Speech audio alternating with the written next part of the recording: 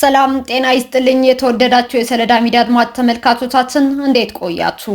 ለዕለቱ መራርጠን ወደ እናንተ ለማድረስ ያዘጋጀናቸው አዳዲስ ትኩስና ወቅታዊ መረጃዎችን ይዘን ቀርበናል። መረጃዎቻችን እየተከታተላችሁ እስከ ፕሮግራማችን ፍጻሜ ከኛ ጋር እንድትቆዩ ከወዲሁ በታላቅ አክብሮት ጋብዛለሁኝ።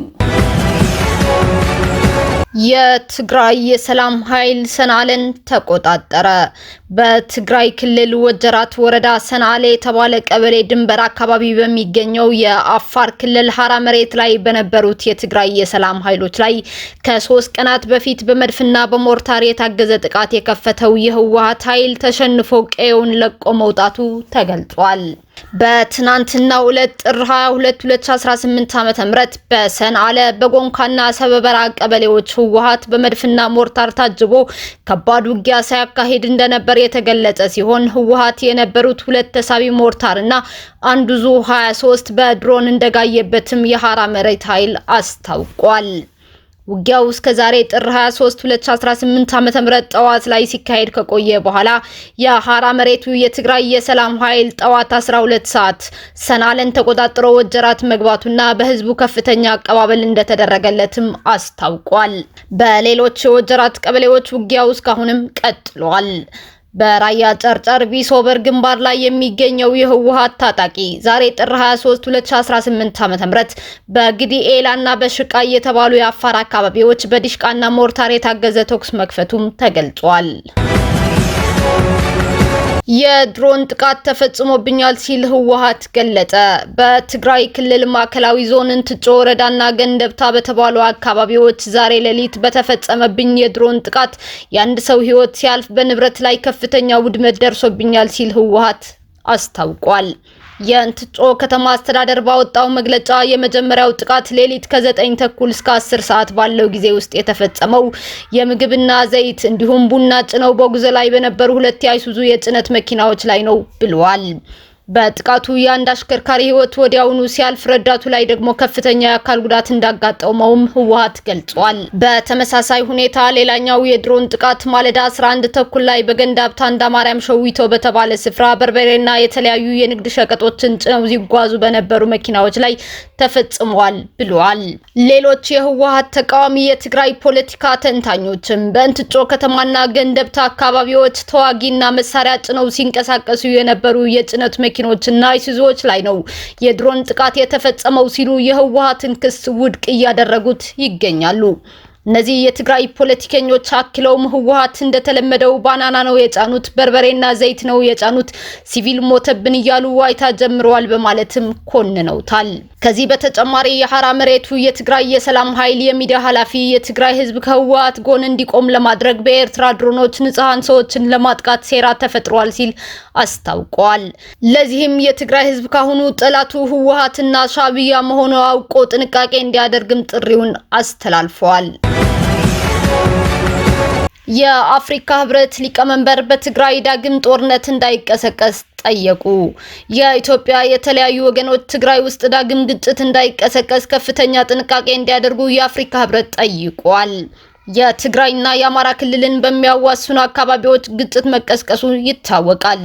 የአፍሪካ ህብረት ኮሚሽን ሊቀመንበር መሐሙድ አሊ የሱፍ ባሰራጩት መልእክት ሁሉም ወገኖች ከፍተኛ ጥንቃቄ እንዲያደርጉና እርምጃ ከመውሰድ እንዲታቀቡ ጠይቀዋል። መሐመድ አሊ የሱፍ ትግራይ ውስጥ ያለውን ሁኔታ በቅርብ እንደሚከታተሉና እንዳሳሰባቸውም አስታውቀዋል። ሁሉም ወገኖች ከዚህ ቀደም በተፈረመው ግጭትን በዘላቂነት የማስወገድ ኮሃ ስምምነት መሰረት እስካሁን እልባት ያላገኙ ጉዳዮችን ለማስወገድ ገንቢ ድርድር እንዲያደርጉም ጠይቀዋል። ጠቅላይ ሚኒስትር ዶክተር አብይ አህመድ የጅቡቲና የሶማሊያ መሪዎችን በጅግጅጋ አየር ማረፊያ ተቀበሉ።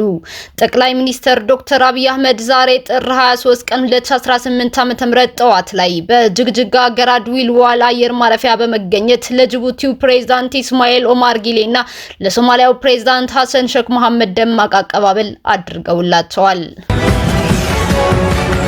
በኮንጎ ማዕድን ለማውጣት በተሰማሩ ሰዎች ላይ በደረሰ የመሬት መደርመስ አደጋ ከ200 በላይ ሰዎች መሞታቸው ተነገረ። በምስራቃዊ ኮንጎ የሚገኘው ሩባያ ኮልታን ማዕድን ማውጫ ስፍራና አካባቢ በተከሰተ የመሬት መደርመስ አደጋ ከ200 በላይ ሰዎች መሞታቸው ተገልጿል። የሰሜን ኪቩ ግዛት ዋና ከተማ ከሆነችው ከጎማ ከተማ በስተሰሜን ምዕራብ በ60 ኪሎ ሜትር ርቀት ላይ የሚገኘው የማዕድን ማውጫው ላይ ባሳለፍነው ረቡዕ ባጋጠመው አደጋ የሟቾች ቁጥር እስከ 40 አመሻሽ ድረስ 200 መድረሱም ተነግሯል።